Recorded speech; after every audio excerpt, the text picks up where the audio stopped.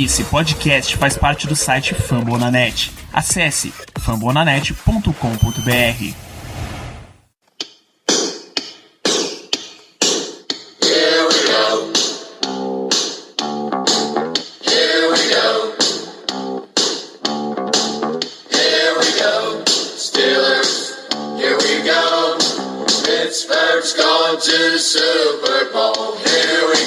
Muito bem, pessoal, estamos começando mais um Black Yellow Brasil Podcast, o episódio 124 desse seu podcast, falando sobre o Pittsburgh Steelers para todo o Brasil, direto de fambonanet.com.br, Spotify, iTunes, Google Podcasts, agora no Deezer também, você pode encontrar a gente por lá, mas você pode encontrar a gente também na canetinha que vai assinar o contrato de dispensa de Don't Moncrief, se Deus quiser. Sou Danilo Batista, seu host e piloto dessa montanha-russa de emoções que é o Pittsburgh Steelers essa semana. Tem uma casa repleta de pessoas aqui para fazer esse programa comigo, começando por pessoas que faz tempo que não aparecem por aqui, seu José Lopes. Muito boa noite. Muito boa noite, toda a nação Steelers, aos amigos que ainda vão ser apresentados no podcast. Eu tenho certeza absoluta que a gente não deve ter nenhum torcedor do Steelers hipertenso, né? Porque depois desses 2 últimos dias, quem era hipertenso já morreu do coração. Então, assim, vamos analisar tudo isso que aconteceu nesses 2 últimos dias, que revirou tudo de perna pro ar e voltou de novo, e vamos tentar botar algum sentido em toda essa maluquice que aconteceu nesses últimos dias. Em colocar sentido esse homem repleto de sapiência.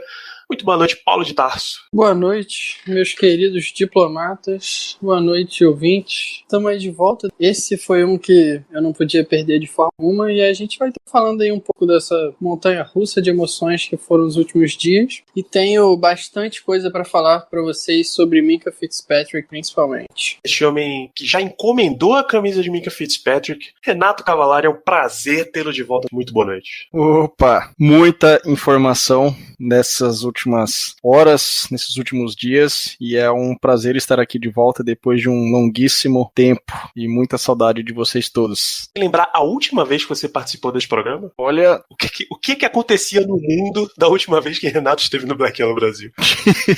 muita coisa mudou, mas estou feliz aí espero continuar aí nos próximos episódios também. É sempre um prazer tê-lo conosco.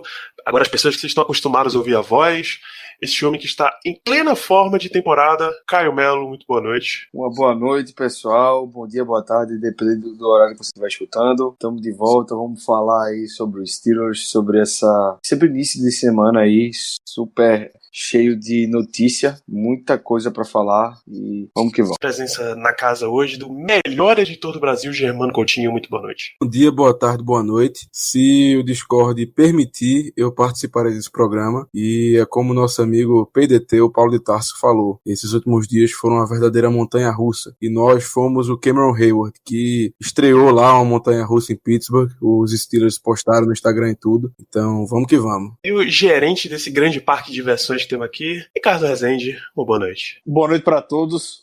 Uma satisfação enorme ter essa casa cheia para gravar esse programa muito especial. Eu acredito que as últimas 48 horas para todos os torcedores dos Steelers é algo meio inédito, passando por coisas que a gente nunca viveu, de sofrimento até uma conquista, podemos dizer, ontem à noite com a chegada do Minkah Fitzpatrick. Então, vamos lá. Hoje a casa tá cheia por um motivo e eu fico muito feliz que a gente possa estar aqui podendo falar sobre tudo isso para vocês. Então, vamos começar logo o que interessa nesse programa. Nosso primeiro bloco é para falar, claro, desse jogo da semana 2 que tivemos em pleno Heinz Field, na semana 2, uma derrota dos Steelers, Pittsburgh Steelers 26, Seattle Seahawks 28.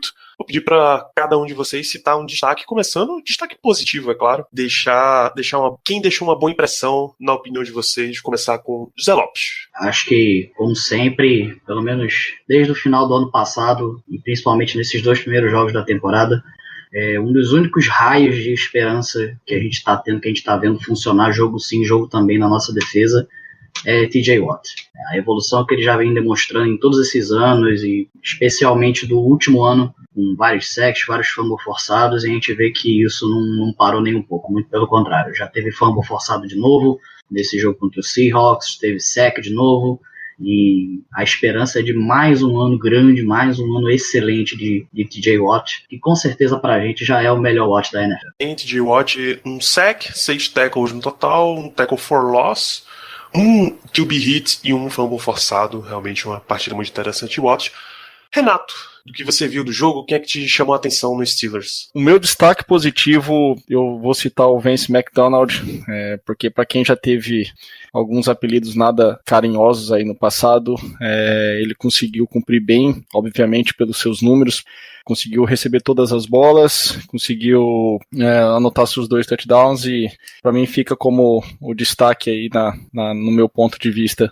Conseguiu manter um pouco a competitividade aí do time no jogo. Bem, Germano, quem é que você destaca nessa partida? Vou dar um destaque coletivo, digamos assim. Empenho da defesa, especialmente o pass rush, no primeiro tempo. Gostei muito do que o nosso pass rush fez. Eles incomodaram demais o Russell Wilson. Basicamente toda a jogada era uma pressão. Podia não ser um sec, mas era uma pressão, era um hit. Então, gostei bastante do desempenho defensivo, especialmente no pass rush durante o primeiro tempo. Só como eu esqueci de mencionar depois do destaque do Renato, Vance McDonald foram 7 recepções em 7 passes na direção dele, só 38 jardas, mais 2 touchdowns, é uma marca maravilhosa para o nosso tight end.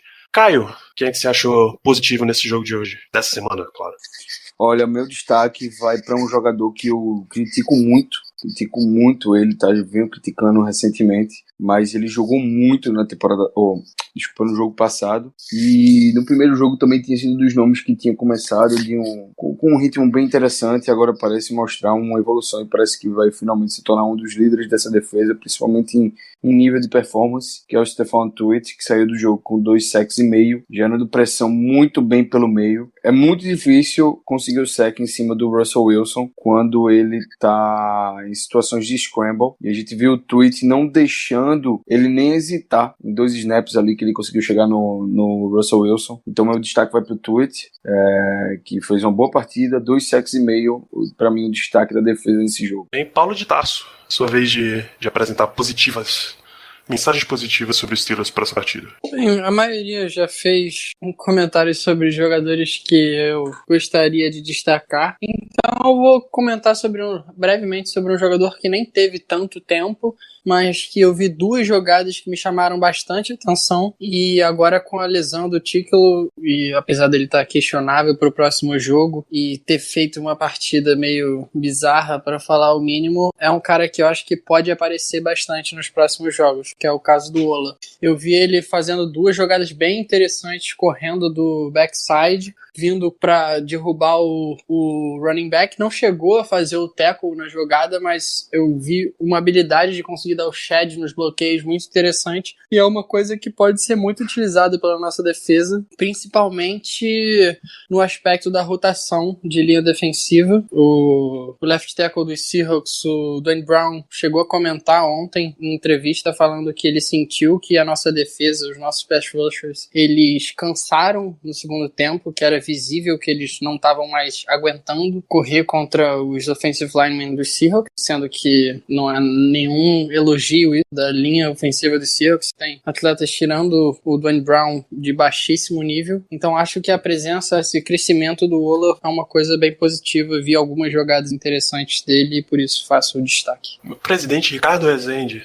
O jogador que eu vou dar destaque, eu fiquei até surpreso que não foi citado. E pela segunda semana consecutiva, ele teve uma boa partida, onde a gente quase não citou ele, que foi o Steven Nelson. O Steven Nelson, ele cedeu o primeiro passe pro DK Metcalf, um back shoulder perfeito na execução, o passe do Russell Wilson e a recepção do wide receiver, mas foi só. Depois tentaram fazer essa mesma jogada, não tiveram sucesso, e o Metcalf, enquanto esteve com o Nelson na cola, ele não teve mais sucesso no jogo. Ele voltou a aparecer só no touchdown, e quem estava na marcação era o Edmonds, porque aí o ataque do Seahawks começou a variar um pouco mais de formação e deixaram o Will Dissly, o tight end, com o Nelson nessa jogada, e o Edmonds, Metcalf, o matchup que favoreceu e muito o ataque de Seattle, e veio ser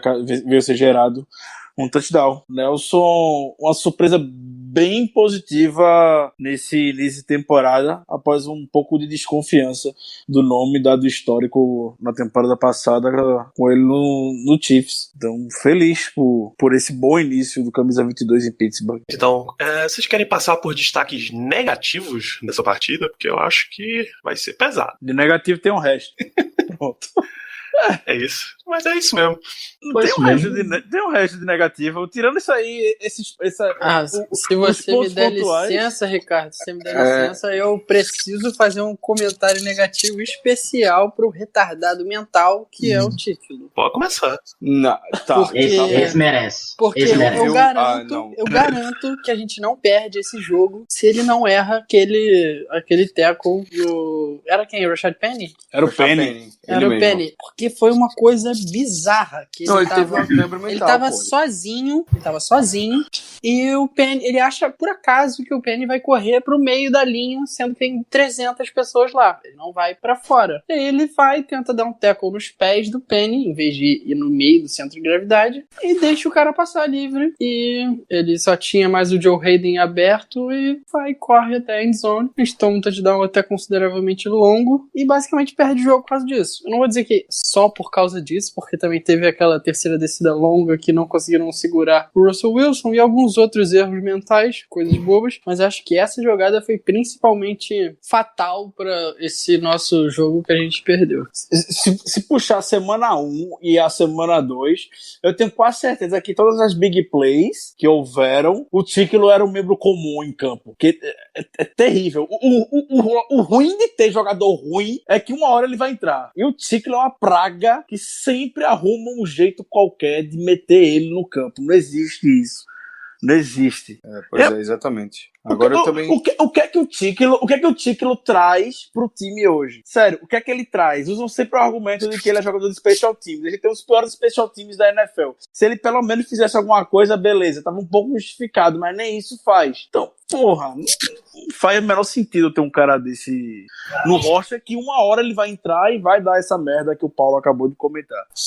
Eu acho que ele tomou a posição do Arthur Boltz. E você conhece alguém que não gosta do Tickle? Fora a gente? Até o Antônio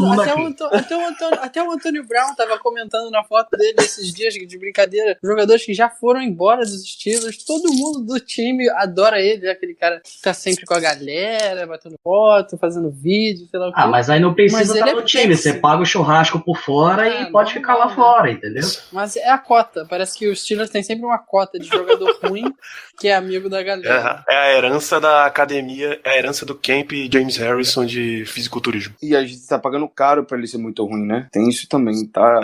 Nossa ele não senhora, é um jogador barato, muito é um jogador caro pra ser ruim. Eu não entendo, não. É daqueles tipos de jogadores que a gente não entende tá no roster ainda e não entende ser pago, enfim. Eu tô sempre aqui no próximo ano a gente se desfaça dele. Agora eu queria fazer um comentário de adição aí ao que falou o Paulo. Do mesmo jeito que deu câimbra mental no Tickle, e ele teve um ponto super negativo porque foi uma jogada chave, né, para mudar o jogo ali a favor do Seahawks e numa situação defensiva. Eu quero dar uma situação ofensiva, e para mim o que fez Dante Moncrief naquele drop dele, que virou uma interceptação numa terceira descida, no primeiro passe do Mason Rudolph no jogo, é algo assim para ele tá sendo cortado no outro dia, tá? Na minha opinião, ele tinha que ter sido cortado no outro dia. É inaceitável que aquilo aconteça. Um wide receiver veterano sendo pago pelo time ter um drop daquele tipo ali, que ele já teve problema. Se brincar, é o jogador que lidera a NFL em drop já. Ano passado o Steelers teve um total, se eu não me engano, de 7 drops na temporada inteira. E só nessa temporada, Dante Moncrief já tem 4. E uma delas gerou uma interceptação. Então, tipo, é algo que o Steelers precisa achar um jeito de não ter esse cara no campo. Mas é como o Ricardo disse, o ruim de ter um jogador ruim no elenco é que uma hora ele entra. O mais agravante que eu acho nesse caso do Moncrief não é nem ter gerado a interceptação em si, mas é no caso para quem ele gerou a interceptação. Porque se é Big Ben tendo aquela interceptação ali, tanto faz, é mais uma na carreira de Big Ben de um monte de interceptação maluca que a gente já viu. Agora, Rudolph entrando, primeiro jogo dele de NFL mesmo, de agora isso aqui é pra valer, não é mais pré-temporada, agora é sério, é a Vera, substituindo Big Ben em casa, o time precisando ganhar. Primeiro drive do cara, um dos primeiros passes que o cara dá, bum, interceptação nisso. Aquilo ali podia ter matado todo o psicológico do Rudolph e podia ter feito todo o resto do jogo cair por água abaixo. A gente deu sorte que o Rudolph é um cara que tem uma postura ótima, que tem a cabeça no lugar e soube se recompor dessa interceptação, até porque ele sabe que não foi culpa dele mesmo aquela merda, né? Foi culpa do Moncrief, mas soube se recuperar dessa interceptação e continuar com a postura que ele teve para levar o time e fazer a boa apresentação que ele fez durante todo o jogo. Rapaz, manchou as estatísticas de Rudolph, ele que ficou com essa interceptação e mais 12 passes completados de 19 tentados, 112 jardas para 3 touchdowns e uma interceptação. É isso, e o passe mais longo de 45 jardas. Muito difícil quando o cara encarna o Ricardinho do vôlei e faz uma levantada pra interceptação. Eu tô com um cara também que precisava ser cortado pra ontem. Simplesmente não dá mais. Foram 11 passes na direção dele. 11. Na primeira semana foram 10 passes e ele recebeu 3. Pra umas 30 e poucas jardas.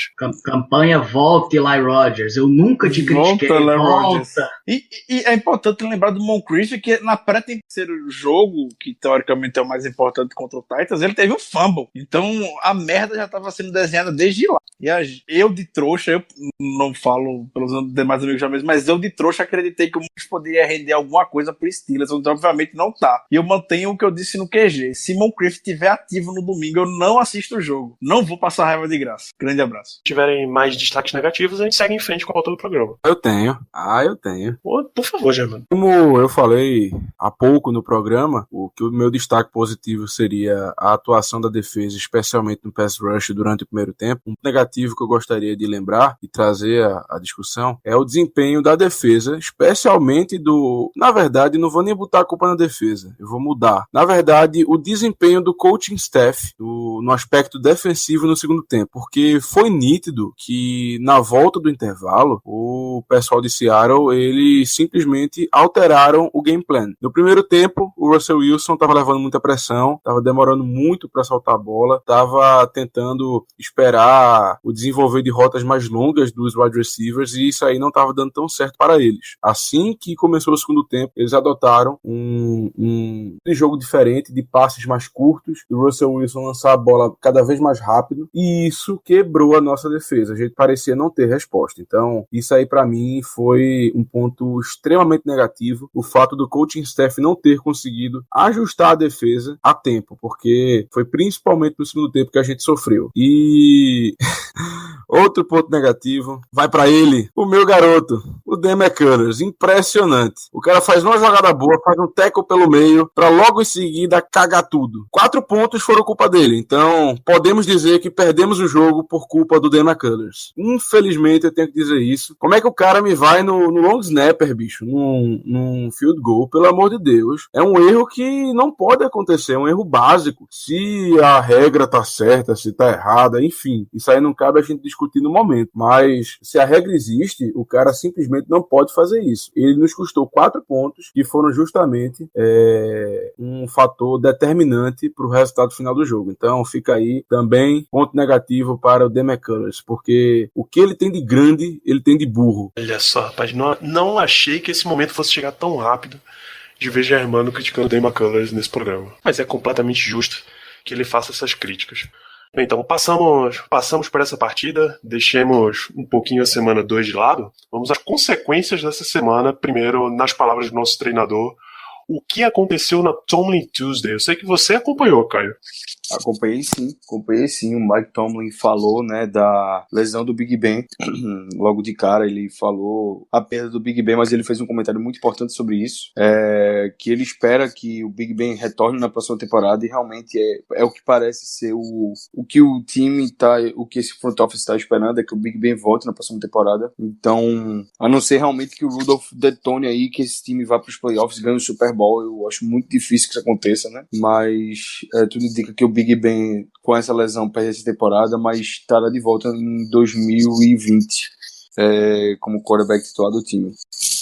falou também sobre a troca pelo Minka, e eu vou deixar pro pessoal falar mais do Minka, até pela fala do Tomlin, depois do que eu disser aqui, mas eu só vou deixar muito claro que uma das coisas que o Tomlin falou, que eu achei muito importante, é que a gente vai fazer do Minka uma âncora na nossa defesa, e realmente vai ser, porque ele vai ser o free safety do time. Ele vem pra cá, não é pra jogar em várias posições, e não é pra ser nickel corner, não é pra ser outside corner, não é pra ser dimebacker, não é pra ser um defensor híbrido, ele vem pra ser free safety. E ele deixou isso muito claro, e deixou também muito claro que esse move era algo que o Steelers estudava, mas não tinha tomado ação, até descobrir a lesão e a gravidade da lesão do Sean Davis, que sofreu uma ruptura do labrum, né? Eu não sei o nome em português, não sei se é labrum também em português. É uma região do ombro e muito provavelmente não volta nessa temporada. Ele diz que existe a possibilidade, mas eu acho muito difícil, até porque o Davis não é uma questão de ombro, é tornozelo, é mão, enfim, o Sean Davis, infelizmente, na última temporada, que é onde eu achei que ele ia mostrar finalmente uma evolução, finalmente repetindo 2 anos na mesma posição, sofre lesões sucessivas e agora foi pro IR, pro IR, e aí o Steelers desse momento girou a chave e tornou-se agressivo na posição de safety, e aí vem, graças a Deus, uma reparação histórica do draft de 2018, onde a gente pegou o Terrell Edmonds quando não era pra ter pego, quando era pra ter pego qualquer outro safety que estava melhor ranqueado que ele, e aí fomos atrás e trocamos pelo Minka Fitzpatrick, que vem pra ser o safety que vai jogar ao lado do Edmonds, inclusive. Uma troca pra lado interessante, me agradou muito. Mike Tomlin tá muito, muito entusiasmado pela troca ter sido feita. É um cara de pedigree que tem todos os tipos de características que o Steelers gosta, e eu vou deixar aí pro pessoal falar um pouquinho mais sobre esse jogador, sobre essa troca e sobre a entrevista do Tomlin em si. Então, se Caio entrou no tópico, eu acho que já vale a gente começar a comentar a troca do Steelers com o Miami Dolphins por Minka Fitzpatrick.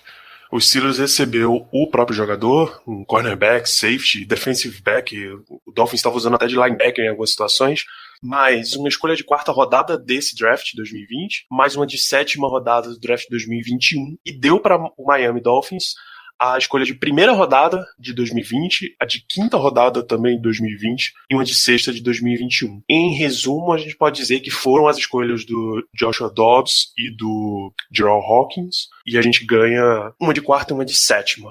O que vocês acham dessa troca do Minka Fitzpatrick? O fato de eu demorar e ter problema para dormir ontem, acredito que já deixe claro que eu gostei bastante da troca. Foi algo inesperado, porque, vamos ser honestos, eu acho que ninguém botava muita fé que a gente poderia fazer essa movimentação, fazer essa troca. Apesar de que o pessoal de Las Vegas, né, dos cassinos, os apostadores em si, estavam confiantes que isso poderia ocorrer. Afinal de contas, os Steelers eram um time mais cotado para fazer essa transação. Mas enfim, é sensacional. Não vou dizer certeza, mas eu estou confiante que o Minka seria, se não pelo menos top 3 fácil dos safeties, se ele fosse incluso, né, se ele tivesse incluído, da classe de safeties no próximo draft. E quando se fala de um free safety mesmo, um cara que vai ter responsabilidades teoricamente maiores de cobertura, enfim, jogar mais naquele último terço do campo, eu acho que não existe, até o momento pelo menos, ninguém que seja melhor na posição do que ele nessa classe. Então, estou extremamente feliz com a troca. É um cara que é uma posição que a gente precisava para ontem. É um cara que ainda está no contrato de rookie. Temos mais 4 anos com ele em um salário muito bom, muito baixo. Então, foi fazendo um paralelo contra o esporte, né? Foi um verdadeiro home run do Kevin Colbert e vai ajudar bastante nossa defesa. Estou muito, muito, muito feliz. Só antes do próximo comentário, Jamano citou os salários.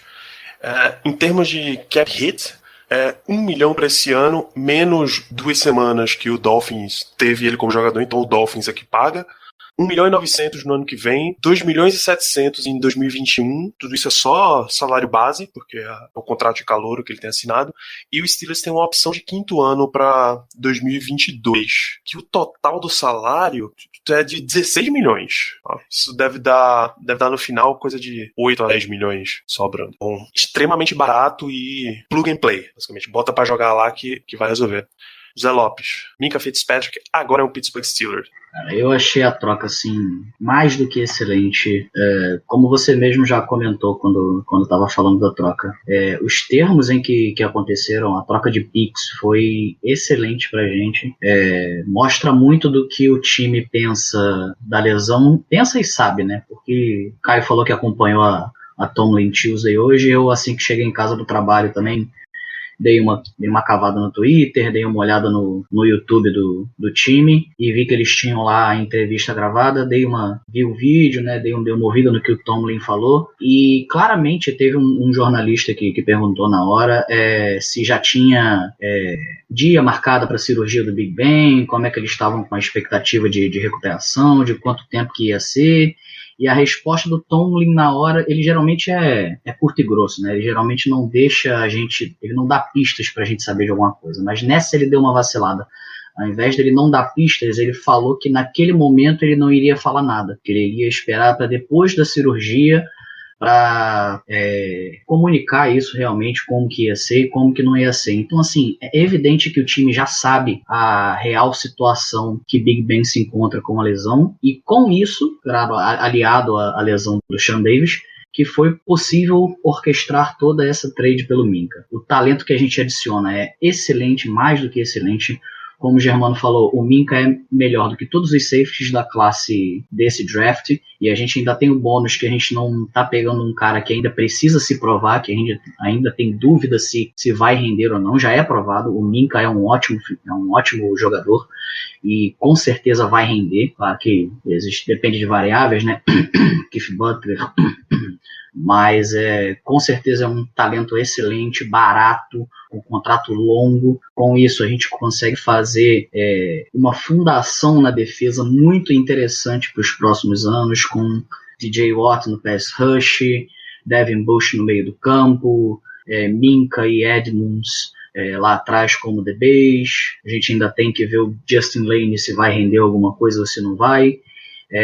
Mas inclusive a troca de picks, né, como você falou, é como se a gente tivesse mandado o Dobbs e o Jared Hawkins pro Dolphins, porque foi as escolhas desses jogadores que a gente recebeu em troca por eles que a gente envolveu na negociação. E o que basicamente aconteceu é que a gente deu um downgrade na escolha do Jared Hawkins, a gente deu uma sexta, recebeu uma sétima, mas a escolha de quinta do Dobbs, a gente fez um upgrade para uma escolha de quarta rodada. E não é só uma escolha de quarta rodada, vai ser uma escolha de quarta rodada do Dolphins esse ano, que com certeza vai ser top 3 pelo que o time está fazendo, tancando extremamente para acumular valores, picks no draft, para poder pegar diversos talentos e talentos altos. Então, com certeza, essa quarta escolha vai ser muito útil pra gente. Até se, sei lá, agora eu não sei mais o que esperar de Kevin Colbert. Vai que ele quer subir no draft de novo agora por mais alguém. Eu já não sei mais o que esperar desse homem, que a gente já tanto criticou, e agora eu quero fazer uma estátua pra ele por conta dessa troca. Mas tô muito feliz com a troca. Ninguém da gente estava confiante que ia acontecer. A gente ficava comentando no QG, brincando sobre o assunto, e sempre aquele clima de não vai rolar mesmo, vai abrir mão da nossa first, coisa que por sinal não acontece desde 1967, que a gente não fica sem fazer uma pick no first round, a gente não tem uma pick de first round, e isso foi antes da era esqueci o nome do técnico, Chuck Noll, desculpa, a memória tá falha, isso foi antes da era Chuck Noll. Então pra você ver como os Steelers valoriza a escolha de primeira rodada. Isso não é algo comum de se fazer, mas realmente era um baita negócio e que saiu barato pra gente, pelo que a gente pegou de volta. Bato palmas pra Kevin Colbert, pra Tomlin, pra toda a organização, porque essa foi uma baita de uma troca, Ricardo, o Kevin Colbert agora colocou a bola na quadra de Keith Butler, né? Porque TJ Watt, Cam Hayward, Devin Bush, Mark Barron, Bud Dupree, Terrell Edmonds, Minkah Fitzpatrick, Joe Hayden, Tyson Alualu, todos são escolhas de primeira rodada. Stephen Tuitt, Sean Davis, escolha de segunda rodada. Steven Nelson, Javon Hargrave, escolha de terceira. Se não render, acabou, né? Eu não sei se você falou, ainda tem o Artie Burns, escolha de primeira rodada também. Artie Burns, escolha de primeira rodada, bem lembrado. É justamente esse nome que ainda dá um pouco de receio de saber como é que vai atuar. O Colbert, ele tá deu as ferramentas, principalmente nessa off-season, para A única coisa que o Kit Butler, Mike Tomlin e companhia precisam fazer é um alinhamento correto do jogador, facilitar a vida dele para que consiga desempenhar um papel tático correto, porque habilidade o cara vai ter. Então sempre se queixou no passado, a gente não tem um dime para ficar ali naquela posição híbrida de safety linebacker, tem que ficar improvisando Dangerfield, tem que ficar improvisando Cus Sutton e etc, blá blá blá. Aí não, beleza, trouxeram o Mike Barron, dando conta do recado. A gente precisa de um linebacker rápido, feito o Chase, a gente tá precisando de um linebacker a 4.4 segundos, foram atrás do Devin Bush. Também, o Devin Bush ele começou bem, ele tem a gente sabe que ele tem todas as habilidades necessárias para poder se desempenhar na função de forma elite, de forma muito bem, mas não é uma comissão técnica que ainda aparentemente não está deixando ele muito confortável para jogar. E agora a gente vai com mais o Micah Fitzpatrick. Então não é algo difícil a essa altura do campeonato, dada a experiência que o Butler já teve dos últimos anos. A gente comentou no último programa sobre a real possibilidade, isso não tem fonte, não foi vazado nem nada, mas é uma real possibilidade de ter um Terrell Austin na sombra do Kit Butler, um autêntico play caller, para ficar chamando a jogada durante a temporada. Uma sombra gigantesca, porque nas 2 primeiras semanas não é algo muito animador. Até rolou um meme engraçado por aí, botaram no WhatsApp do Butler meio empolgado em botar imagina, com a chegada do Fitzpatrick, botar ainda um linebacker em cima de um wide receiver, que a gente vê isso direto. Então vai ter essa incógnita, inevitável que a gente fique com essa interrogação muito grande ainda na sua cabeça, mas a contratação isolada do Micah Fitzpatrick é super positivo. Eu não sei como pode ter alguém que não esteja gostando, sinceramente. É a escolha do draft do ano que vem, e a gente, quando vai ver as checkboxes que o Steelers tem nas últimas escolhas de draft de primeira rodada, o Fitzpatrick preenche todas. Então é de uma universidade grande, ainda é jovem, encontra no Pro Day, o Mike Tomlin estava lá, conversou com ele, já foi cantado desde aquela época. Enfim, eu trouxe até um número bem rápido aqui sobre essa questão da idade do Micah Fitzpatrick. O Paulo de Tarso, que é o maior especialista em draft do Brasil, tá aqui e ele pode me corrigir se eu estiver falando besteira. Mas eu peguei 2 nomes que estão bem cotados no próximo draft na posição de safety, que é o Grant Delpit de LSU e o Isaiah Simons de Clemson. E a gente comparando a idade dos 3, o Fitzpatrick, lembrando, já tem experiência de 1 ano na NFL.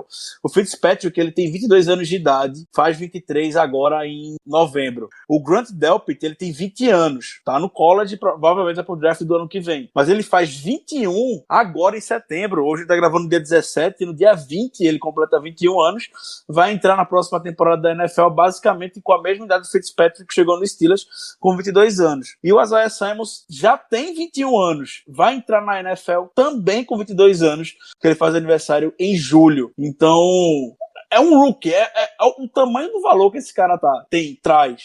Com valor de contrato, com tudo, só tem coisa positiva nele. Não consigo pensar negativo, como chegar o Ryan Clark falando que odiou, veio o Ed Bouchek, que é um jornalista bem respeitado de Pittsburgh, falando que odiou também.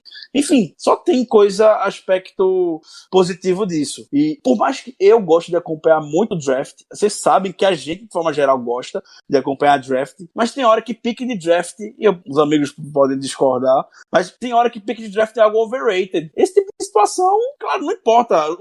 Por uma escolha de primeira rodada, o que a gente conseguiu de valor no Fitzpatrick, com base no tudo que a gente falou, é super negócio. Não adianta ter uma escolha de primeira rodada pra fazer um reach pegando um Ari Burns ou um Edmonds. Não adianta, velho. Então, vamos pegar um jogador já pronto. Mas é isso, Ricardo. Isso aí prova o quanto a pick de primeira rodada é overrated. Quantas vezes a gente não chegou aqui completamente frustrado por causa do draft do Colbert? Pelo menos o Fitzpatrick é uma garantia franquia, um jogador real, assim, já é, não precisa se provar, como disse aí o José, ele já é realidade. Então, eu não via nenhum safety na próxima temporada que fosse melhor que o Fitzpatrick. Ele é muito novo, ele é pedigree, ele vem barato e, cara, não tem como não gostar dessa trade. Não tem como não gostar, ela é muito boa e era a maior need do nosso time, se você parar pra analisar hoje. Eu vejo como free safety, depois dessas 2 primeiras partidas, quem assistiu viu que free safety é a maior need desse time. Era, né? Agora já foi preenchida com o Minkah Fitzpatrick. Você quer comentar sobre o Minkah? Sei que você tem belíssimos relatórios sobre ele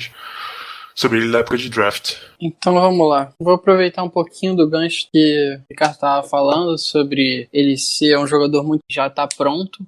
A questão dele ser muito novo é muito benéfico, mas mais interessante ainda do que ele ser novo é ele ser novo e ter jogado 944 snaps na defesa dos Dolphins no ano passado. Ou seja, ele foi como calouro o jogador que liderou a defesa dos Dolphins em snaps no ano passado. Então ele já tem uma temporada inteira no colo. Atuou em inúmeras posições. Então, isso que o Caio mencionou, que o Tomlin falou hoje sobre utilizar ele fixamente como free safety, eu tenho até um pouco de, como posso dizer, não sei se crítica ou um pouco de desconfiança, talvez, porque na nossa defesa ela tem esse aspecto de versatilidade dos jogadores variarem em posições e nesse aspecto o Minkah, ele é muito bom. Não acho que ele vai ser utilizado como ele estava sendo, como o Swiss Army Knife, que é o Patriot Way e aquele jeito de que os Patriots jogam, onde o Brian Flores era coordenador defensivo e tava botando o Minkah para jogar de corner, boundary corner, slot corner, free safety, strong side linebacker, weak side linebacker, atuando de inúmeras formas. Não acho que a gente vai fazer muito disso, mas eu vejo ele facilmente atuando como slot corner em algumas questões, ele atuando até como boundary corner quando a linha área, por exemplo, um tight end grande estiver na linha e for flexionado para a ponta, eu vejo facilmente o Minkah acompanhando ele no man coverage, porque ele tem essa capacidade.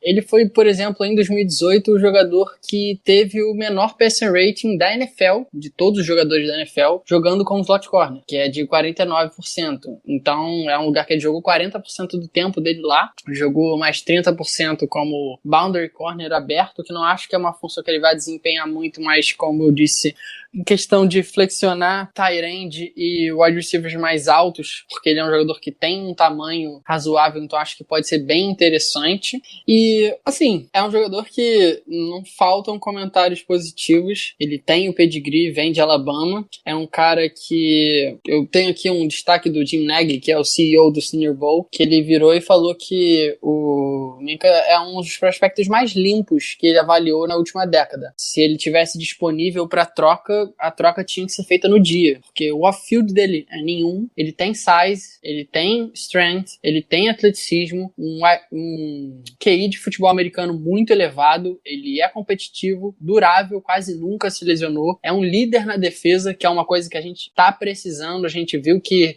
o Hayward é aquela liderança antiga, o TJ Watt é a liderança um pouco mais nova, que tá querendo pegar a criar mais uma cara da defesa, mas acho que o Minkah é um cara que pode pegar essa secundária e virar e falar assim, ó, essa aqui é a minha unidade, essa aqui é o meu time e vamos liderar essa equipe a voltar aquelas defesas que são lendárias dos Steelers desde antigamente. A ética de trabalho dele é uma das coisas que o próprio Nick Saban elogia e trata como exemplo dentro do programa. Ele fala que é um dos jogadores... Eu estava assistindo uma entrevista que o Saban deu há uns anos atrás, falando que você precisa ser como o Minkah Fitzpatrick faz. Então, pro Nick Saban falar isso, não é uma coisa... Não é um jogador que... aquele chinelinho e tudo mais. É um cara que trabalha duro mesmo. É muito versátil, é produtivo, né? É um cara que teve muitos snaps no ano passado e produziu muitos tackles mesmo, defesas de passe, interceptação, até sack ele teve, se eu não me engano, que eu posso conferir. Não, ele não chegou a ter sack na defesa dos Dolphins no ano passado, mas em Alabama eu vejo aqui que ele teve 5 sacks, foram 9 interceptações na carreira em Alabama, 2 fumbles forçados, 24 passes desviados. Então, mesmo sendo um jogador que era muito evitado pelos ataques adversários, por ser aquele cara que que atrapalhava muito o jogo, que conseguia cobrir qualquer que fosse jogador, sendo um tight end muito grande, aquele slot receiver rápido. Então o seu wide receiver 1 era um cara que podia cobrir o campo todo. E eu posso entender o argumento de algumas pessoas de achar que deu demais, pagou muito para uma situação que pode dar tudo errado no nosso ano e ser uma escolha de top 5. Sim, pode dar certo, mas vocês realmente acham que a gente iria draftar um quarterback na pick 5? Porque eu tenho a certeza de que não ia. A escolha ia ser provavelmente um safety ou então um outside linebacker. Um safety, a gente já tem um safety que tem idade de calouro e tá muito mais preparado que um calouro. Para o wide receiver, como a gente já vai descobrir daqui a pouco, vocês já estão começando a acompanhar o draft, logo a gente vai começar a falar mais sobre isso. É uma classe muito forte, então vai ter um depth muito grande, então não acho que não precisaríamos nos apressar em escolher um wide receiver no top 5, exceto se fosse um tal de Jerry Jeudy, mas eu posso dizer pra vocês que é uma das melhores trocas que eu vi nos últimos tempos. Eu vi uma pessoa questionando no Twitter esses dias, acho que foi ontem ou hoje, o que a gente poderia ter pago pelo Jalen Ramsey. E aí fica o questionamento pra vocês. Quem que vocês preferiam ter? O Minkah ou o Jalen? Eu sei que o Jalen é talvez o melhor, ou um dos melhores cornerbacks da liga, mas eu ainda acho que ele é um pouco mais distração do que o Minkah é. Eu acho que o Minkah é aquele líder mais quieto, aquele cara que você não vê aparecendo muito na mídia e que tem um trabalho excepcional, tanto quando o holofote tá em cima, quando o holofote não tá, aquele cara que tá sempre trabalhando. Então acho que foi uma adição sensacional. Como eu mencionei já anteriormente, não acho que ele vai ficar o tempo todo como free safety. Eu acho que isso pode até ser engano meu, mas eu tenho essa impressão de que ele não vai funcionar o tempo todo como free safety. Eu acho que seria um erro, inclusive, da nossa defesa utilizar ele apenas como free safety, um jogador que é tão versátil. Óbvio que ele tem que se desenvolver em uma posição, tem que ter uma posição em si, mas qual o sentido de você ter um jogador que tem a versatilidade, por exemplo, do Tyrann Mathieu, o cornerback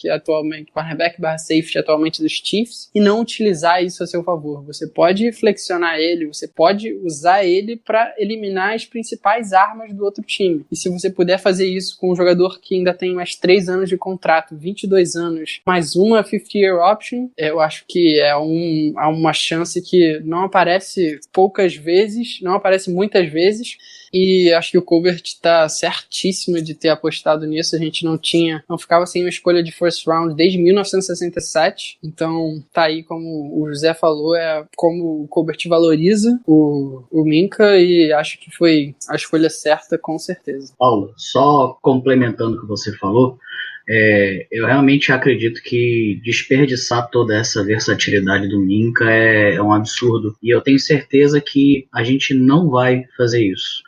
Por que eu te dou essa certeza? Hoje mesmo, na entrevista do Tomlin, embora o Tomlin tenha falado que vamos sim fazer dele, né, uma âncora da defesa e tudo mais, mas um dos pontos que foi questionado ao Tomlin é como seria utilizado o Minkah nessa defesa dos Steelers. Ele frisou que nesse primeiro momento, enquanto, né, o Minkah está chegando agora, ainda vai aprender todo o sistema defensivo do time, se é que tem algum sistema defensivo do Butler, né, mas ainda vai aprender todo o playbook defensivo, ainda vai aprender como é que é a defesa dos Steelers, como é que é a identidade dos Steelers na defesa, que neste primeiro jogo, que o Minkah seria mais fixo de free safety, mas que com certeza, conforme ele se acostumasse mais com a defesa, que essa versatilidade dele seria mais explorada e seria tirado vantagem disso para a defesa dos Steelers. Então eu te dou garantia, com palavras de Mike Tomlin, que a gente vai usar e abusar dessa versatilidade dele, com certeza. Perfeito, então, mas nada a acrescentar. Acho que foi uma adição sensacional para nossa defesa, não apenas para essa temporada, mas eu acho que para os anos que estão por vir. Eu acho que esse núcleo defensivo formado por T.J. Watt, Minkah Fitzpatrick pode dar uma cara nova à defesa, e acho que até nos tornar um time forte defensivamente e não apenas com essa cara de ataque. A gente passou muitos anos agora com Antonio Brown, Brown, Big Ben, Le'Veon Bell, dois que já foram embora e fomos sempre conhecidos na liga como uma potência ofensiva. Acho que pode ser o início de uma nova era, o início de uma era defensiva do Pittsburgh Steelers novamente, que não é algo incomum na história da franquia, né? Como vocês todos sabem.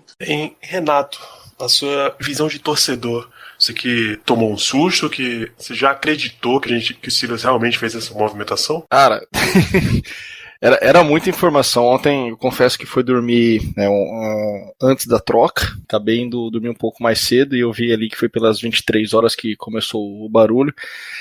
Na verdade eu vi no dia seguinte, né? Então eu fui dormir com aquela coisa ainda, porra, o Big Ben, a temporada, o futuro, né? E falava-se, né, no Twitter, nos grupos aí da possibilidade, igual vocês já comentaram, nas casas de aposta estava alto, mas é aquela coisa, eu duvido que o Steelers vai dar uma escolha de primeira rodada e fazer uma troca dessas, né? Então assim, para um bom torcedor do Steelers isso era totalmente fora de questão, por mais que pudessem falar, né? Falava-se até que estavam leiloando para atrair picks melhores.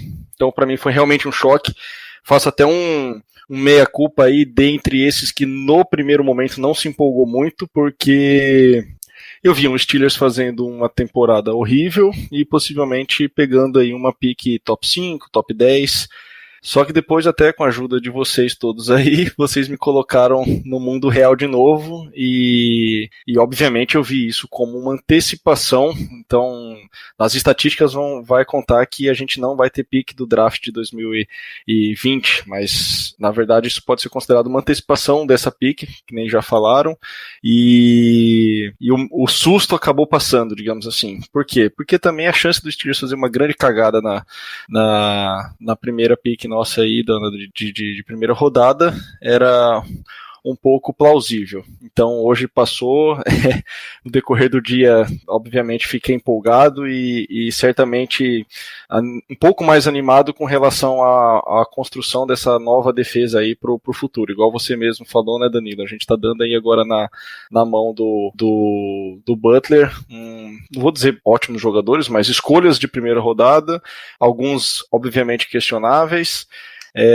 mas está dando um direcionamento claro para a franquia. Obviamente o ataque não vai ser mais o nosso principal foco, a gente não tem já aquela qualidade para isso, apesar de bons nomes, então obviamente só a comemorar e basicamente a gente foi o primeiro time a fazer uma escolha no draft de 2020. Interessante, a gente tá basicamente dando uma Ferrari na mão de um ciclista, assim. É toda a impressão que dá essa troca. Danilo, rapidinho, se me permite fazer breve adentro que eu tinha lembrado, é uma coisa que pouca gente tem comentado e eu acho que é um detalhe bem interessante.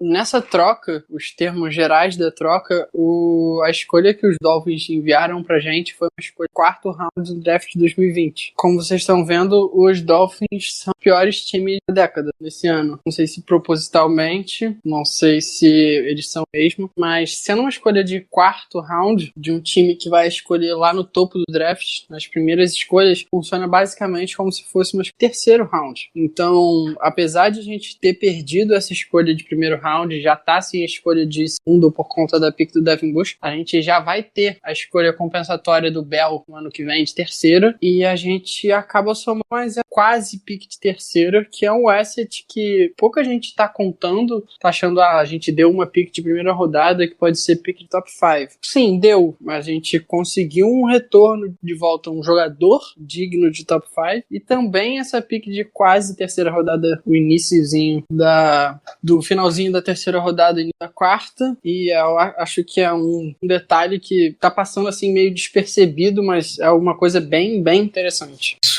O que é que o Steelers fica pro draft de 2020? Uma escolha de segundo round, a de primeiro foi pro Dolphins nessa troca, uma escolha de terceiro, que deve ser a do Le'Veon Bell, é provável, isso não está confirmado de forma alguma. A nossa terceira escolha é o último asset que a gente deu na troca para subir para draftar o Devin Bush. 2 escolhas de quarta, a nossa e essa que a gente recebeu do Dolphins, que, como o Paulo bem lembrou, é possível que sejam 2 escolhas altas de quarta rodada. Tá? A gente não está esperando que o Steelers fique na casa dos playoffs mais. Uma escolha de quinta, uma escolha de sexta e uma escolha de sétima rodada. É isso que a gente tem até esse momento pro draft de 2020. Na mão de um GM bom, dá pra fazer um estrago considerável com isso daqui. Dá até, se a equipe achar necessário, pra voltar pra primeira rodada. Volta ali pro final da primeira rodada, dá uma ligada pro Seahawks, que ama trocar pra fora do primeiro round, você consegue pegar uma pick de primeira rodada tranquilamente e segue a tua vida. Amigo, se fosse 2 semanas atrás, eu diria que você estava completamente louco, mas depois do que a gente viu nesses últimos dias, eu não duvido de mais nada. O Kevin Colbert simplesmente enlouqueceu de um modo positivo. Sim, falando do Kevin Colbert especificamente, a gente sempre falou o quanto, né, o Steelers sempre valorizou a pick de primeira rodada, quanto era difícil da gente fazer negócio para subir no draft, e tudo mais, esse papo que a gente já fala há anos disso, mas é uma coisa que eu parei para pensar hoje, depois que esse oba-oba da troca deu uma assentada e eu consegui realmente botar alguma coisa na cabeça que não seja o sétimo anel vem, acho que é a primeira vez que a gente está olhando o Kevin Colbert lidar com uma situação como a que ele está lidando com os Steelers no atual momento. E qual seria esse atual momento? É um momento de transição, é um momento onde ele está tendo não só que olhar para o time atual e como eu vou melhorar esse time, mas quais as melhores transações que eu posso fazer tanto no draft quanto na free agency, de forma que eu possa aproveitar da melhor forma os anos finais do meu quarterback da minha franquia, mas também conseguir preparar um pouco do futuro quando eu inevitavelmente for perder esse quarterback. Eu comecei a pensar nisso um pouco das notícias, depois que vieram as notícias da cirurgia do Ben, né, e tal, e vai perder a temporada, como é que vai ser, como é que não vai ser, e eu percebi que acho que é a primeira vez que a gente está vendo o Colbert lidar com esse tipo de situação, né? Tipo, tentar achar esse balanço entre fazer o presente funcionar, mas também conseguir agregar valor para preparar o futuro, que não vai demorar muito para chegar, um rebuild inevitável, uma busca, digamos assim, por um quarterback, que a gente já pode até ter achado, esse cara pode ser o Mason Rudolph, mas essa resposta a gente vai ter a partir de agora, né? Com uma lesão do Big Ben e o Rudolph tendo a oportunidade de ser o titular, a gente vai ver realmente o tipo de quarterback que ele é, o tipo de... se ele realmente tem cancha para ser o cara que vai ser literalmente a face da nossa franquia, a cara da nossa franquia, né? O cara que vai ditar a cultura do time, né? E com isso que a gente vai saber se a gente vai ter que ir atrás de outro, se o Rudolph tá bom, se a gente vai ter que fazer alguma maluquice no draft, vai ter que pegar algum quarterback que a gente gosta, se a gente não vai, né? Então eu acho que está sendo interessante a gente ver como o Colbert está lidando com essa situação, que não é uma situação que você passa toda hora, né? É uma situação um pouco única. Somente esses times que estão com esse finalzinho de carreira de quarterbacks que tem que lidar com esse balanço. Então, José, entrou no tópico, outra grande bomba que balançou os Steelers essa semana foi a lesão de Big Ben, ele que já saiu no meio do jogo contra o Seattle Seahawks, pouco antes do intervalo, inclusive, foi detectada uma lesão no cotovelo do quarterback. Ele vai ter que passar por uma cirurgia que vai tirá-lo do resto da temporada. Mike Tomlin já avisou, como o Caio disse, que ele já está na injury reserve e não volta mais para 2019. Então, Mason Rudolph sai da condição de reserva para titular. Ele já começou a jogar contra o Seattle Seahawks, já teve esse bom desempenho que a gente viu em campo. Estávamos sem reserva desde que Joshua Dobbs foi trocado para o Jacksonville Jaguars. Inclusive, essa é mais uma ousadia de Kevin Colbert, desde sei lá quando, pela primeira vez, ele começou um jogo do Pittsburgh Steelers só com 2 quarterbacks no roster de 53. Então, sobe Devin Hodges do Practice Squad para ser o quarterback reserva, e para ocupar essa posição de quarterback no Practice Squad, o Steelers contratou Paxton Lynch, aquele mesmo que foi draftado no final da primeira rodada de 2017, acho, pelo Denver Broncos. Não funcionou por lá. Teve nessa pré-temporada com o Seattle Seahawks, também não ficou. Geno Smith acabou ficando com a vaga de reserva e estava sem emprego e veio parar aqui. Olha, Renato lembra que foi 2016 o draft do Paxton Lynch. Então, qual é a situação dos Steelers real sem Big Ben pro resto da temporada? A situação é que nós tivemos um adiantamento forçado, digamos assim, do que a gente veria em um futuro próximo, que seria o Mason Rudolph assumindo as rédeas, assumindo a titularidade e conduzindo a equipe, seja para onde for. Então, assim, todos nós sabíamos que o Mason Rudolph em algum momento iria chegar nessa posição. A gente acreditava que isso aí ainda ia demorar um pouco, em razão da extensão do Big Ben, mas como ele teve, infelizmente, essa lesão, nós vamos ter até o final da temporada a oportunidade de ver talvez o futuro da nossa franquia em ação. E tem um bom time ao redor dele, boas peças. A gente acabou de falar do Fitzpatrick, do Minkah Fitzpatrick. Então, a defesa tem ótimos nomes. A defesa é muito gabaritada, pelo menos em relação às escolhas, aos jogadores e a relação ao período do draft que eles foram draftados. E a gente tem, teoricamente, a defesa. Só falta o Butler botar a galera pra jogar direito, que honestamente tá bem difícil, mas enfim, vai ser uma temporada muito diferente do que a gente tá acostumado. O time, acredito eu, que provavelmente não vai brigar pro playoff, não vai almejar muita coisa na temporada, mas vai servir, e tenho certeza que todos aqui vamos assistir os jogos com a maior atenção possível, porque a gente vai poder avaliar o Mason Rudolph jogando na NFL. Então a pressão vai estar toda em cima dele, e no momento, ou ele demonstra que é capaz de ser o comandante da equipe nos próximos anos, ou ele demonstra que talvez a gente precise olhar em outra direção. De qualquer modo, vai ser uma temporada muito interessante e eu estou bastante ansioso. Esse último jogo me deixou bem feliz. A atuação dele, na minha opinião, foi muito boa, dadas as circunstâncias. Então, vamos ver se ele consegue repetir isso nas partidas que vir, porque o coaching staff parece ter muita segurança nele, parece depositar muita esperança nele. Então, vamos ver se ele corresponde às expectativas. Eu concordo com o que Germano falou aí em relação ao Mason Rudolph, em relação a essa lesão do Ben. Eu acho que, olhando pelo lado positivo, a gente vai ter um momento para finalmente ver se esse cara é o futuro da franquia ou não.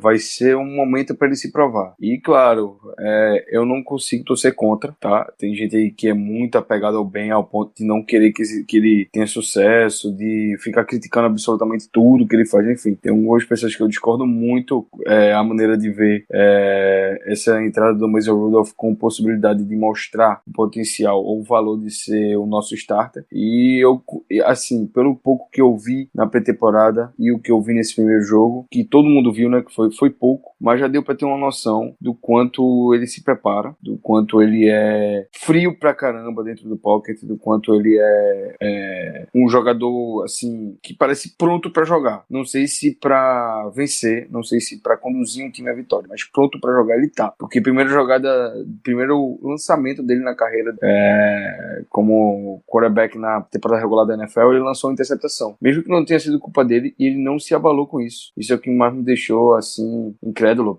Inclusive, próxima jogada dele, ele lançou uma bomba de 49 jardas ali. Apesar de ter sido um pouquinho atrasado o passe, foi uma boa resposta de que isso não iria abalar ele. E eu quero muito ver a química dele com o James Washington. Finalmente ver esse ataque usando o James Washington. Finalmente aumentaram os snaps dele, né? Foi o segundo wide receiver que mais teve snap no ataque na partida passada. E eu acho que a gente vai ver muita coisa boa vindo do Mason Rudolph, muita coisa que vai ser animadora, né? Que vai ser empolgante do quarterback agora titular do Steelers. Gente, mais alguém quer falar sobre Big Ben, Mason Rudolph e a situação de quarterback dos Steelers? Esse momento de uma temporada sem o Big Ben é algo meio inédito. Eu acredito que para todos nós, todos vocês, amigos ouvintes, para quem começou a acompanhar a NFL na metade da década passada, no início dessa década, no meio dessa década, enfim.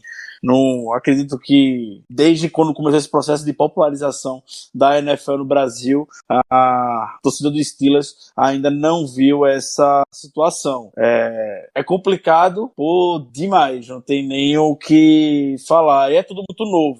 Do mesmo jeito que o Mason Rudolph ele pode chegar, destruir, botar o time em condição de vencer jogo, ele pode engasgar e a gente tem uma grande sequência de derrotas. Tudo assim, um terreno muito desconhecido, mas o que me deixa um pouco confortável, e eu acredito que está intrinsecamente ligado com a chegada do Minkah Fitzpatrick, o Steelers mandando uma mensagem falando que a gente também não desistiu, porque a gente está sem nosso franchise quarterback, que a gente vai jogar a toalha fora. A gente olha outros times da NFL que estão passando por situações até semelhantes hoje, como é o caso do Saints, como é o caso do Panthers, principalmente, que também tá 0-2. Sei que o Canhoto não tá fora da temporada, mas ele tá lesionado, tá no ar se vai jogar no próximo domingo ou não, e já estão com a toalha no ombro, se perguntando como é que vai ser a vida agora em 2019. E a partir do momento em que o Kevin Colbert e o Mike Tomlin chegam e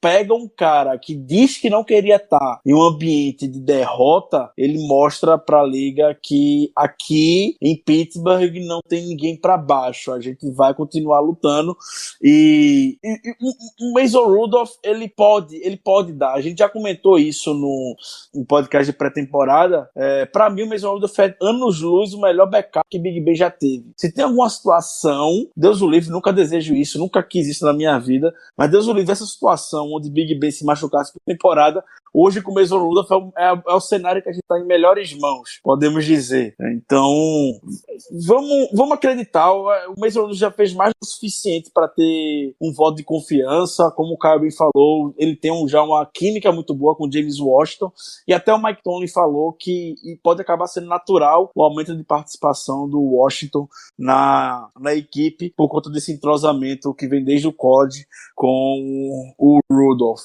Então, vamos lá, já tem um bom teste agora, um teste moderado, vamos lá, contra o 49ers, tem 2 vitórias, nenhuma derrota até então na temporada, fora de casa, tem essa semana toda para poder se preparar, e vamos ver do que o camisa 2 ele é efetivamente feito. São 13 jogos, se o Mason Rudolph não viesse machucar. A última vez que a gente ficou com o quarterback sem ser Ben Roethlisberger, 13 jogos na temporada, foi lá em 2003, ainda era o Tommy Maddox, o jogador. Então, eu compartilho um pouco da mesma sensação do que o Germano falou. Eu vou separar 2 coisas. Primeiro eu quero falar de Big Ben, da lesão dele mesmo, né? Eu acho que a gente entrou todo mundo num estágio de negação, né? Que a gente não acreditava no que estava acontecendo, e aí a gente começou já a extrapolar, imaginando que seria ali o fim da carreira dele, que estaria tudo perdido não só para esse ano, mas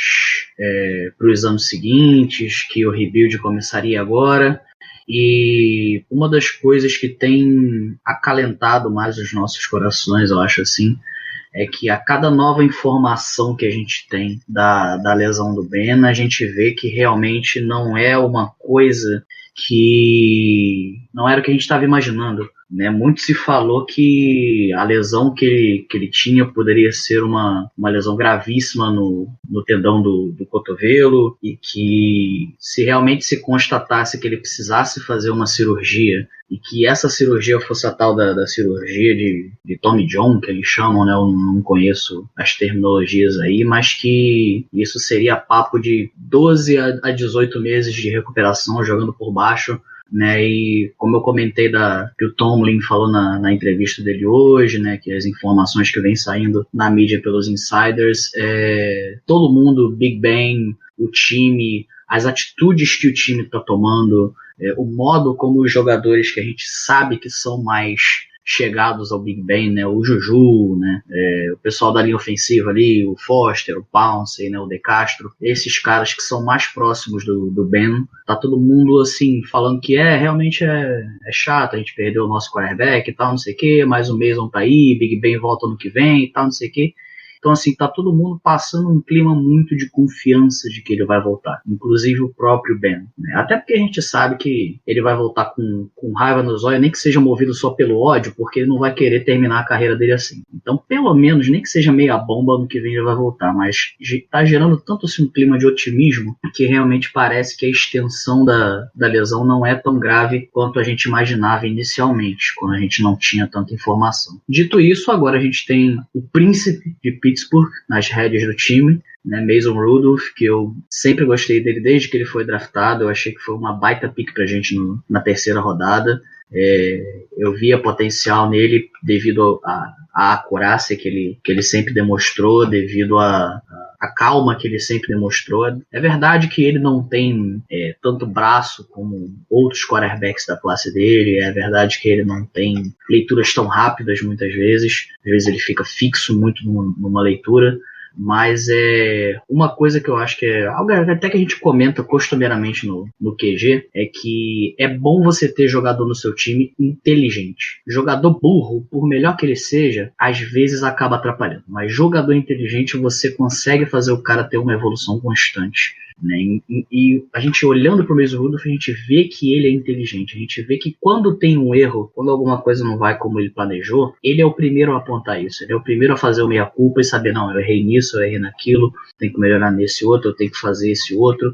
Na entrevista pós-jogo dele, um dos lances que a gente ficou empolgado na hora que a gente fez, mas que a gente comentou depois, foi justamente o passo pro Juju, de 49 jardas, naquele flea flicker, que a gente comemorou na hora que saiu, mas depois a gente olhando pro lance, a gente falou, pô, essa bola foi fraca, se essa bola vai forte, se essa bola vai no lugar certo, era TD do Juju, né? E ele foi o primeiro a apontar isso na entrevista pós-jogo. Então, assim, eu acho que por mais que eles tenham dado esse papinho de, não, o gameplay é o mesmo, a gente não mudou nada do que a gente tinha preparado para Big Ben, para o Mason Rudolph usar, e realmente pode não ter mudado nada, mas todo quarterback tem um jeito que se prefere jogar, todo quarterback tem aquelas jogadinhas que é a sua preferida, todo mundo tem isso, a gente mesmo quando a gente joga Madden, a gente sempre tem aquela uma ou duas jogadas que a gente sempre vai quando a gente está naquela situação desesperadora que a gente precisa completar um passe. O quarterback na vida real também é assim, ele sempre tem as jogadas principais dele. E uma coisa que eu vejo o Mason Rudolph gostando muito de utilizar é play action, né? Uma coisa que a gente não vê Big Ben usando tanto, né? Ele até tenta fazer um play action ali under center, mas não é tão diversificado quanto o Mason Rudolph é capaz de fazer, até por conta da idade, né? O Rudolph é muito mais novo para fazer diversos tipos de play action, então eu acho que isso vai trazer um dinamismo para o nosso ataque que vai ser bem interessante de acompanhar. A gente já vê o James Washington ganhando bastante snap, a gente vê o Deontay Johnson também ganhando bastante snap, né? Até por conta da extrema má fase do Moncrief e do Switzer. Então é assim, eu tô curioso, vou até diria que eu tô empolgado para ver o que vem aí pela frente. Eu acredito realmente que a gente não vai conseguir chegar nos playoffs, mas a forma como esse time está se juntando em torno do Mason, a forma como esse time está começando a pensar que não, vamos tentar fazer dessa temporada digna, uma temporada pelo Big Ben, pela lesão dele, eu acho que há chances de talvez dar um caldo aí pra gente, da gente beliscar uma vaguinha talvez em wildcard, mas uma chance muito remota, um sonho muito distante, pode chamar até de uma esperança ao invés de uma chance, mas eu acho que vai ser bem interessante a gente ver um ataque dos Steelers de uma forma um pouco diversificada, de uma forma um pouco não tão com um quarterback não tão estático, né? Quando o Big Ben corre, a gente parece uma geladeira andando, né? Uma Kombi subindo a ladeira, mas com o Mason Rudolph a gente até viu no próprio jogo uma conversão de 13 jardas, eu acho que a gente precisava numa terceira descida, que ele conseguiu com as pernas quando não tinha ninguém livre, e assim, todos esses elementos trazem dinamismo, diversificação, que é o que eu acho que é necessário em um ataque. Você tem que ter diversificação, por mais que você tenha aquelas jogadas chaves, você tem que conseguir apresentar diferentes formações para a defesa ficar tentando adivinhar o que você vai fazer, se vem passe, se vem corrida, se vem um play action. Então eu acho que com o Rudolph a gente ganha bastante disso, então eu estou bem ansioso para ver do que o Príncipe vai ser capaz de fazer nessa temporada agora que ele é o nosso titular. Perfeito, então demos um belo panorama de esperança pro amigo torcedor, ainda tem muita coisa o que se assistir nessa temporada dos Steelers. Não necessariamente vão ser jogos incríveis, mas tem um alto potencial de diversão pro torcedor pra gente assistir nessa temporada. Então aproveita enquanto a gente tá só começando essa incrível jornada, e aproveita também, segue a gente lá no Twitter, no Instagram, BlackYellowBR, 5 estrelas no iTunes, segue no Spotify, segue no Deezer também, agora o Black Yellow Brasil tá disponível também no Deezer para todos vocês, tem link para todas essas redes aqui no post, e nos vemos no próximo jogo, Pittsburgh Steelers em São Francisco contra o 49ers, domingo, 5h25 da tarde, não tem transmissão da ESPN, então você vai ter que assistir por aquele belíssimo link chamado nflgamepass.com. Vejo todos vocês na semana que vem, um grande abraço e até lá. Yeah, you know what it is. Black and yellow, black and yellow, black and yellow, black and yellow. Yeah, you know what it is. Black and yellow, black and yellow, black and yellow, black and yellow. Yeah, you know what it is.